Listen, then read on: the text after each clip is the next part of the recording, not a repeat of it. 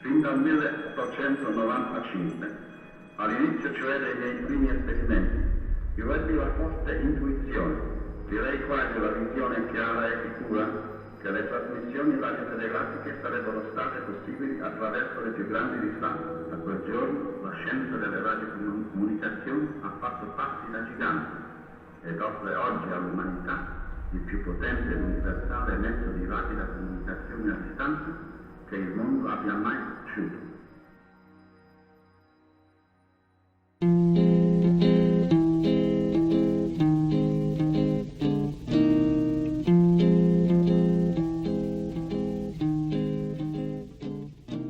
Siamo a Villa Griffone, è la casa in cui è cresciuto Guglielmo Marconi e soprattutto qui è nato il wireless. Qui è il luogo in cui ha avuto l'intuizione tra i 19 e i 20 anni della comunicazione senza fili attraverso le onde elettromagnetiche.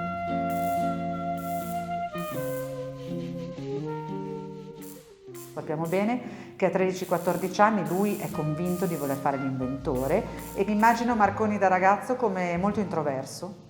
E sicuramente tutto chiuso in questa sua passione che lo coinvolgeva tantissimo per gli esperimenti elettrici. Al piano terra c'è una serie di strumenti, sicuramente quello più importante è il primo sistema di radiotelegrafia di Marconi, quello che caratterizza gli esperimenti a Villa Griffone. Quindi c'è il trasmettitore con la famosa lastra, l'antenna e la presa di terra e il ricevitore, e a quel ricevitore c'è un campanello collegato e ci sono stati racconti anche delle sue cugine che hanno assistito un po' ad esperimenti, insomma quel campanello lo faceva suonare anche, lo nascondeva di nascosto perché era magico il fatto che un campanello potesse suonare senza fili. Poi passaggio fondamentale, però al posto del campanello Marconi presto collegherà la stampante Morse, perché col campanello puoi solo sentire ma non capisci se stai ricevendo segnali brevi, e cioè dei punti, o segnali lunghi, e cioè le linee del codice Morse.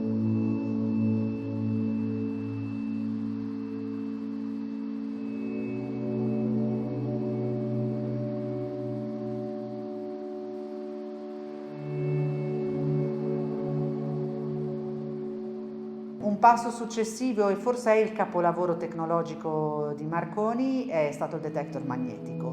Diventa il ricevitore di bordo dei grandi transatlantici. Fino all'invenzione di Marconi le navi erano completamente isolate in mare aperto. Era un problema enorme, si moriva tantissimo.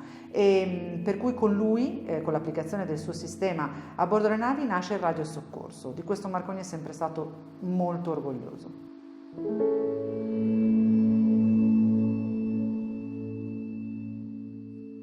Se pensiamo oggi che cos'è il wireless per tutti noi, da quanto è utile, a quanto fa parte della nostra quotidianità, quella cosa lì l'ha avviata lui e poi aggiungo, non l'ha solo avviata, ne ha guidato delle trasformazioni fondamentali. Poi certo non ci ha lasciato il telefonino perché quello non l'ha inventato lui, però ha lasciato anche la visione che quell'invenzione che lui aveva avviato, insomma, avrebbe potuto avere trasformazioni fondamentali, e ci siamo tutti immersi.